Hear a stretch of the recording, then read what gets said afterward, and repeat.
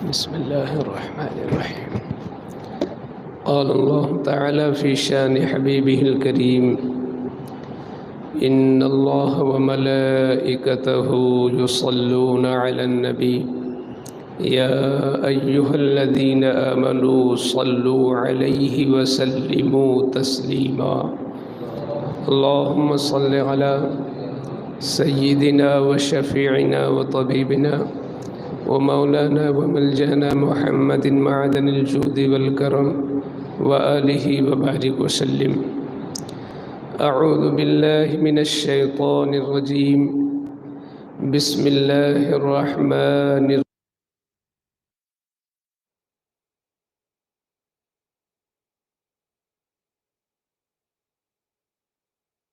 أو أشد قسوة وإن من الحجارة لما يتفجر منه الأنهار وإن منها لما يشقق فيخرج منه الماء وإن منها لما يهبط من خشية الله وما الله بغافل عما تعملون. صدق الله العظيم.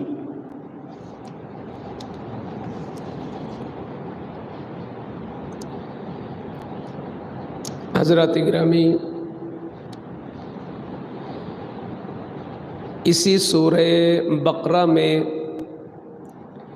اللہ تعالیٰ نے کئی بڑے بڑے واقعات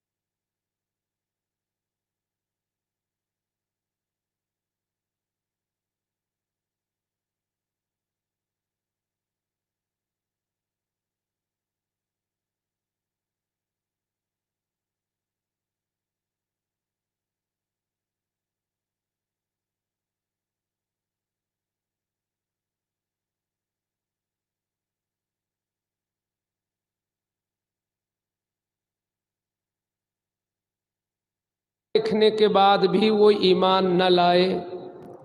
اسی طریقے سے اس سے پیچھے اور بھی واقعات آپ سن چکے ہو کہ موسیٰ علیہ السلام نے اپنی لاٹھی کو جب دریا پر مارا تھا تو اس دریا بہتا ہوا دریا اس میں 12 راستے پیدا ہو گئے اور خود پانی ہی دیوار کی شکل میں بن گیا. یہ چیز بھی ان اسرائیلیوں نے آنکھوں سے دیکھا مگر پھر بھی وہ ایمان نہ لائے. تو اسی کا یہاں سے تذکرہ ہے اور ان کو احساس دلایا جا رہا ہے کہ تمہارے دل کتنے سخت ہیں.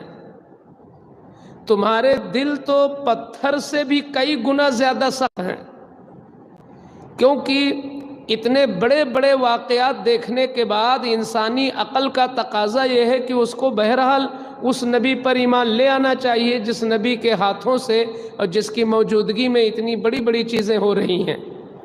تو اسی کا یہاں سے ذکر ہے. اللہ فرماتا ہے ثم قست قلوبکم من بعد ذلک پھر تمہارے دل اس کے بعد سخت ہو گئے، یعنی اتنا بڑا واقعہ دیکھنے کے بعد تمہارا دل سخت ہو گیا۔ کس کا دل؟ اس زمانے کے اسرائیلیوں کا۔ پھر فرمایا جا رہا ہے فَهِيَ كَالْحِجَارَةِ أَوْ أَشَدُّ قَسْوَةً، تو یہ دل پتھر کی طرح ہے بلکہ اس سے بھی سخت، یعنی ان کے دلوں کو تشبیہ دی گئی پتھر سے۔ پھر فرمایا گیا پتھر پھر بھی نرم ہو جاتا ہے کبھی کبھی، اور یہ پتھر سے بھی زیادہ ان کے دل سخت ہیں۔ اگر دنیا میں دیکھا جائے تو لوہا بھی بہت سخت ہے، مگر لوہا کو بھٹی میں ڈالا جائے، آگ میں ڈالا جائے تو یہی لوہا نرم ہو جاتا ہے، لیکن پتھر کو آپ ڈال دیجئے تو پتھر نرم نہیں ہوگا آگ سے۔ تو لوہا کے مقابلے میں پتھر سخت ہے کہ لوہا کو آگ نرم کر دیتی ہے، مگر اس پتھر کو آگ نرم نہیں کر پاتی۔ تو جو سب سے سخت ہے دنیا میں پتھر ہے۔ فرمایا جا رہا ہے ان اسرائیلیوں کا دل پتھر سے بھی زیادہ سخت تھا۔ کیسے سخت تھا؟ اب پتھر کی کچھ کیفیت بیان ہو رہی ہے کہ دیکھیے پتھروں میں بھی کہیں نہ کہیں سے نرمی دکھائی دے رہی ہے، تو اس کی 2-3 مثالیں دی گئی ہیں کہ آپ پتھر کو دیکھو، کہہ رہے وَإِنَّ مِنَ الْحِجَارَةِ لَمَا يَتَفَجَّرُ مِنْهُ الْأَنْهَارُ، کچھ پتھر وہ ہیں کہ جن سے ندیاں بہہ نکلتی ہیں، یعنی یہ جو بڑے بڑے پتھر ہیں، پہاڑی پتھر، ان پتھروں میں بڑے بڑے شگاف ہوتے ہیں، اور اس شگاف سے پھر پانی خوب تیزی سے نکلتا ہے، اور اتنا پانی نکلتا ہے کہ اسی پانی سے تالاب اور اسی سے نہر بن جاتی ہے۔ تو یہاں مثال دی جا رہی ہے کہ دنیا میں جو لوہا سے بھی سخت ہے پتھر، وہ پتھر بھی کسی نہ کسی موقع پر اپنے دل میں جگہ دے دیتا ہے کہ اس کا دل کھل جاتا ہے اور اس سے پانی نکلتا ہے، جس سے دنیا میں نہر جاری ہو جاتی ہے، اور پھر اس نہر سے انسان بھی پیتے ہیں، جانور بھی پیتے ہیں، چرند و پرند بھی پیتے ہیں۔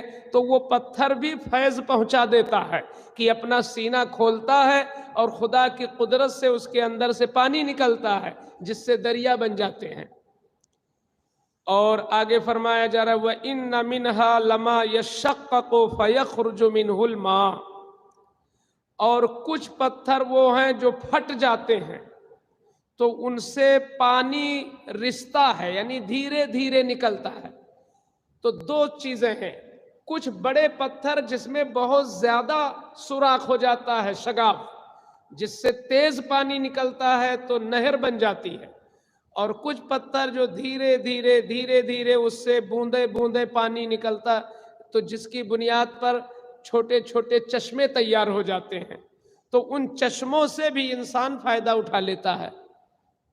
پھر آگے فرمایا جا رہا ہے وَإِنَّ مِنْهَا لَمَا يَهْبِطُ مِنْ خَشْيَةِ اللَّهِ، اور کچھ پتھر وہ ہیں کہ آپ نہیں سمجھتے ہو، ہم نہیں جان پاتے، مگر وہ پہاڑ کی چوٹی پر ہوتے ہیں اور وہاں سے بھی وہ لڑھک کر زمین پر گرتے ہیں۔ یہ کس لیے گرتے ہیں؟ یہ پتھر خوف الہی سے گرتے ہیں، اللہ کے ڈر سے گرتے ہیں، حکم الہی سے گرتے ہیں، کہ ان پتھروں پر بھی اگر حکم ہوتا ہے تو ہیبت سے وہ کانپ جاتے ہیں اور وہ چوٹی سے زمین پر گر جاتے ہیں۔ تو فرمایا جا رہا کہ جو دنیا کے اندر سب سے سخت ہے وہ ہے پتھر، مگر 3 صورتیں ایسی ہیں کہ یہ پتھر بھی نرم ہو جاتے ہیں۔ اے اسرائیلیوں، تمہارا دل کتنا سخت ہو گیا کہ تم کو نہ نبی کی نصیحت سمجھ میں آئی، نہ ان کا معجزہ سمجھ میں آیا، نہ خدا کی نشانی سمجھ میں آئی، تمہارے دل تو پتھر سے بھی زیادہ سخت ہیں۔ یہ چیز بیان کرنے سے امت محمدیہ کا کیا فائدہ ہے؟ ہم نے یہ جان لیا کہ اس زمانے کے جو یہودی تھے اور جو اسرائیلی تھے، ان کے دل بہت سخت تھے۔ علماء فرماتے ہیں کہ دل سخت ہو کیوں جاتا ہے؟ یہ نہ سمجھو کہ جس کا دل سخت ہو وہ کامیاب ہے، جس کا دل نرم ہو وہ سب سے زیادہ کامیاب ہے، جس کا جتنا زیادہ نرم ہو۔ شریعت میں یہی ہے کہ جس کا دل جتنا زیادہ نرم ہو وہ انسان اتنا ہی اللہ کا محبوب بندہ ہے، اور جس کا جتنا سخت ہو وہ اتنا ہی بڑا گنہگار ہے۔ اب دل سخت کیسے ہوتا ہے اور دل نرم کیسے ہوتا ہے، ہمیں اس پر غور کرنا ہے۔ یہ دنیا کی جو غذائیں ہیں ان سے سختی اور نرمی کا کوئی تعلق نہیں ہے۔ آپ جس طرح بھی غذا لیتے ہو، دل کا سخت ہونا اور دل کا نرم ہونا اس سے کوئی تعلق نہیں ہے غذا سے، بلکہ علماء فرماتے ہیں کہ جو انسان دنیا میں جتنا زیادہ مشغول رہتا ہے، یعنی وہ اللہ کے ذکر کی طرف، اللہ کی عبادت کی طرف، آخرت کی طرف سوچتا نہیں ہے، بلکہ پورے طور پر زیادہ سے زیادہ وہ دنیا ہی میں لگا رہتا ہے، تو دنیا میں مشغول ہونے سے دل سخت ہوتا چلا جاتا ہے۔ جو جتنا زیادہ دنیا میں مشغول ہوگا اتنا ہی دل اس کا سخت ہوگا، اور کسی کی نصیحت اس کے دل میں سرایت نہیں کرے گی۔ یہی حکمت ہے کہ اللہ تعالیٰ نے نماز کو 5 مرتبہ رکھا ہے دن بھر میں۔ 24 گھنٹے میں جو یہ 5 مرتبہ نمازیں ہیں، یہ اللہ کا کرم ہے کہ اللہ یہ چاہتا ہے، اس کی مشیت یہ چاہتی ہے کہ میرے بندوں کا دل سخت نہ ہو، کیونکہ اگر اسی بہانے سے وہ 5 مرتبہ میری طرف توجہ کریں گے اور کچھ نہ کچھ اپنی زبان پر ذکر لائیں گے تو کم سے کم اتنی دیر دنیا سے خالی ہوں گے تو ان کا دل کچھ نہ کچھ نرم رہے گا، ورنہ جتنا زیادہ آپ دنیا میں گھسو گے اتنا ہی زیادہ تمہارا دل سخت ہوتا چلا جائے گا۔ تو سخت ہوتا ہے دنیا داری سے۔ اب نرم کس سے ہوتا ہے؟ دل نرم ہوتا ہے ذکر الہی سے،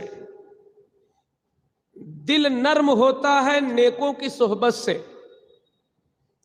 دل نرم ہوتا ہے اولیاء کرام کی نگاہ کرم سے۔ جتنا زیادہ آپ کو نیکوں کی صحبت ملے گی اور جتنا زیادہ آپ اپنی زبان سے ذکر کرو گے، چاہے تلاوت، چاہے درود، چاہے تسبیح یا کوئی بھی ذکر خیر آپ زبان سے کرتے ہو، اس کی برکت سے تمہارا دل نرم ہوتا ہے۔ دل سخت ہونے کی پہچان ایک یہ ہے کہ انسان کی آنکھوں سے آنسو نہ نکلے۔ آپ نے دیکھا ہوگا کہ انسان الگ الگ مزاج کے ہوتے ہیں۔ کبھی کبھی کوئی ایسی بات آ گئی ذکر میں، وعظ میں، نصیحت میں کہ بعض لوگوں کی آنکھیں بھیگ جاتی ہیں اور ان کے کبھی کبھی وہی اثر ان کی آنکھوں سے دکھائی دیتا ہے کہ ان کی پلکیں بھیگ جاتی ہیں بلکہ آنسو بھی باہر ہو جاتے ہیں۔ یہ پہچان ہے اس بات کی کہ اس بندے کا دل نرم ہے۔ تو اگر رونے کا موقع ہو کہ اس موقع پہ رونا آنا چاہیے، چاہے وہ جہنم کا ذکر ہو رہا ہو، چاہے وہ قبر کا ذکر ہو رہا ہو، چاہے وہ حشر کا ذکر ہو رہا ہو، چاہے وہ اللہ کے غضب اور اس کی قہاریت کا ذکر ہو رہا ہو، ایسے موقع پر اگر ہمارے دل میں کہیں فرق نہیں آیا اور ہماری آنکھوں پہ کوئی فرق نہیں آیا تو ہم اس سے محسوس کریں کہ دل کی سختی میری بڑھتی چلی جا رہی ہے۔ تو جتنا زیادہ آپ کا دل سخت ہوگا، رونے کا موقع بھی ہوگا تو آپ کو رونا نہیں آئے گا۔ یہاں رونے سے مراد ہے گناہ یاد کر کے، اللہ کا عذاب یاد کر کے، جہنم یاد کر کے، قبر کا منظر یاد کر کے اگر ہمیں احساس نہیں ہوتا اور دل میں انقلاب نہیں برپا ہوتا تو ہم سمجھے ہمارا دل سختی کی طرف جا رہا ہے۔ اسی لیے حضور کا ارشاد ہے اِلَّمْ تَبْكُوا فَتَبَاكَوْا۔ حضور نے فرمایا اگر حقیقت میں رونا نہ آئے تو رونے جیسا انداز ہی بنا لیا کرو. یعنی جب کبھی تنہائی میں آپ دعائیں مانگو، کہیں مزارات پہ جاؤ، کسی مجلس میں دعا ہو رہی ہو، تو ایسے موقع پر ایک تو یہ ہے کہ ہمیں حقیقت میں رونا آ جائے، اور اگر نہیں آتا ہے رونا تو حضور فرماتے ہیں رونے جیسی آواز ہی نکال لو، رونے جیسا انداز ہی بنا لو، اللہ اس کی برکت سے تمہیں حقیقت میں رونا نصیب فرما دے گا. اس لیے فرمایا گیا کہ رونا نہ آ سکے تو رونا جیسا انداز بناؤ. یہ دل ہی ہے جو پورے بدن کی رہبری کر رہا ہے اور پورے جسم کی قیادت کر رہا ہے. حضور فرماتے ہیں کہ عقل مند بندہ وہ ہے جو سب سے زیادہ اپنے دل کی حفاظت کرے، اپنے دل پہ وہ توجہ دے. کیونکہ جیسے ہمارا بدن میلا ہوتا ہے، ہمارا کپڑا میلا ہوتا ہے، ہمارا گھر بار گندا ہوتا ہے، ایسے ہی انسان کا دل بھی میلا ہوتا ہے. لیکن اس میل کو صاف کس سے کرو گے؟ کبھی ہم اس پر توجہ نہیں کرتے. جیسے ہی آپ کوئی گناہ کرتے ہو تو حضور کی حدیث ہے کہ بندہ جیسے ہی کوئی گناہ کیا، مثلاً قصدن آپ نے ایک وقت کی نماز چھوڑ دیا، آپ نے جھوٹ بول دیا، آپ نے کسی کی چغلی کر دی، غیبت کر دیا، آپ نے کسی پر ظلم کر دیا، اس طرح کے جو گناہ آپ نے کیے، تو جیسے ہی وہ گناہ ہوا تو اس گناہ کی نحوست یہ ہوتی ہے کہ ہمارے دل پر ایک باریک سا کالا کالا نقطہ پڑ جاتا ہے. آپ نے ادھر ظلم کیا پڑوسی پر، اور اسی خود بخود آپ کے اس دل میں ایک کالا نقطہ پڑ گیا. حدیث کے الفاظ ہیں نقطۃ نقطۃ سودا، ایک کالا نقطہ پڑ جاتا ہے اس دل کے اندر. اب وہ جو کالا نقطہ پڑ گیا، وہ دل کا اسپیشلسٹ ڈاکٹر نہ اس کالے نقطے کو دیکھ سکتا ہے اور نہ وہ اس کا علاج کر سکتا ہے. دنیا کے شفا خانوں میں اس کا علاج نہیں ہے جو کالا نقطہ پڑ گیا. یہاں تک کہ اگر ہم اس کو خوردبین کے ذریعے دیکھنا بھی چاہیں تو ہمیں وہ دکھائی نہیں دے گا وہ کالا نقطہ ہے کہاں. لیکن حضور فرماتے ہیں کالا نقطہ پڑ جاتا ہے ایک ہی گناہ کرنے پر. پھر اگر اس بندے کو احساس ہوا کہ یہ تو میں نے غلط کیا، یہ تو میں نے اس کی مجبوری کا فائدہ اٹھایا، میں نے اس کے دل کو ٹھیس پہنچائی، ایک مومن کا دل میں نے شکستہ کر دیا، اگر احساس زندہ ہو گیا اور اس نے توبہ کر لیا تو اس توبہ کی برکت سے وہ کالا نقطہ ختم ہو جاتا ہے. آپ 1000 علاج کر ڈالو، آپ 1000 جتن کر ڈالو، مگر وہ کالا نقطہ، وہ سیاہی ختم نہیں ہوگی. بارگاہ الہی میں تم نے توبہ کر لیا تو توبہ کی برکت سے وہ کالا نقطہ ختم ہو جاتا ہے. لیکن اگر آپ کا احساس مردہ ہے اور اتنا مردہ کہ اس کی توبہ کرنے کے بجائے آپ نے دوسرا گناہ کر دیا، تیسرے دن تیسرا گناہ کر دیا، تو چونکہ ہر گناہ سے نقطہ پڑتا ہے، ہر گناہ سے، تو اگر مستقل گناہوں پہ آپ چل رہے ہیں اور توبہ کی طرف کبھی نہیں مائل ہوتے، استغفار کبھی نہیں کرتے، تو اب آپ سوچ لیں کہ کتنا دن لگے گا، کتنا ٹائم لگے گا کہ آپ کا پورا دل چھوٹے چھوٹے نقطے، چھوٹے چھوٹے نقطے، چھوٹے چھوٹے نقطے. حضور فرماتے ہیں ایک دن ایسا آئے گا کہ اس کا پورا دل سیاہ ہو جائے گا، اس کا پورا دل سیاہ ہو جائے گا. اور جب پورا دل سیاہ ہو جائے گا تو اس کی پہچان کیا ہے؟ اس کی پہچان یہ ہے کہ کرے غلطی اور ٹھاٹ سے بولے کہ میں نے کون غلطی کی ہے. وہ اپنی غلطی کو بھی نہ سمجھ پائے، وہ اپنے جرم کو محسوس نہ کر سکے. جرم کرے اور علل اعلان وہ کہے میں نے کوئی جرم نہیں کیا، اس میں کون سا جرم ہے؟ آپ کو شاید ایسے مسلمان ملے ہوں گے دنیا میں کہ جنہوں نے کھلا ہوا جرم کیا اور سوسائٹی میں بہت شان سے رہ رہے ہیں، وہ اپنے کو مجرم نہیں سمجھ رہے. شاید یہ انہی منزلوں میں ہیں کہ جن کے پورے دل سخت ہو گئے اور پورے دل جن کے سیاہ ہو گئے. جب گناہ بھی تم کو ثواب نظر آئے، جب جرم بھی تم کو نیکی نظر آنے لگے تو سمجھو اب تمہارا پورا دل اندھا ہو گیا اور پورا دل تمہارا کالا ہو گیا ہے۔ اسی لیے اسلام میں کچھ ایسی بھی راتیں آتی ہیں جو ہمارے رونے کی رات ہوتی ہے، جو ہمارے توبہ کی رات ہوتی ہے، جو ہمارے سدھرنے کی رات ہوتی ہے۔ اور یوں تو انسان چاہے ہر دن، ہر رات، ہر صبح اور ہر وقت، ہر لمحہ آپ توبہ کرتے رہو، آپ استغفار کرتے رہو، آپ اپنا جائزہ لیتے رہو۔ روزانہ کم سے کم سونے کے وقت تو ضرور نگاہ دوڑا لو صبح سے شام تک کہ آج کہیں کوئی جرم کر کے میں نے کالا نقطہ تو نہیں کما لیا۔ اگر کالا نقطہ کما لیا ہے تو نیند آنے سے پہلے توبہ کر لو، توبہ کر لو۔ جب بندہ توبہ کرتا تو اللہ اتنا خوش ہوتا ہے، اتنا خوش ہوتا ہے کہ جیسے سفر میں تمہارا سامان غائب ہو جائے اور پھر مل جائے تو کتنی خوشی ہوتی ہے، ایسے بندہ گناہ کر کے توبہ کرتا تو رحمان خوش ہو جاتا ہے۔ اللہ تعالی ہمیں توبہ کی توفیق عطا فرمائے۔ بسم اللہ الرحمن الرحیم، صلی اللہ علی النبی الامی وآلہ صلی اللہ تعالی علیہ وسلم۔ یا رب العالمین، یا ارحم الراحمین، اپنے کرم سے اس ذکر کی محفل کو قبول فرما لے۔ مولا اس درس کی محفل میں جتنے لوگ شریک ہیں سب کی شرکت کو قبول فرما لے۔ یا اللہ کریم، اس میں جو الفاظ پڑھے گئے ان کی برکت سے ہمارے دلوں میں نور پیدا کر دے، اور ہمارے گناہوں کی جو سیاہی ہو ہمارے قلب پہ مولا اسے دور فرما دے۔ یا اللہ ہمیں ندامت اور احساس عطا فرما۔ یا اللہ ہمارے دلوں کو زندہ فرما دے۔ یا اللہ مردہ دل سے ہم سب کی حفاظت فرما دے۔ اے مولا کریم، ہمیں اپنی بارگاہ میں ہمیشہ خوب توبہ اور استغفار کی توفیق عطا فرما دے۔ وصلی اللہ تعالی علی خیر خلقہ وعلی آلہ واصحابہ اجمعین برحمتک یا ارحم الراحمین بحق لا الہ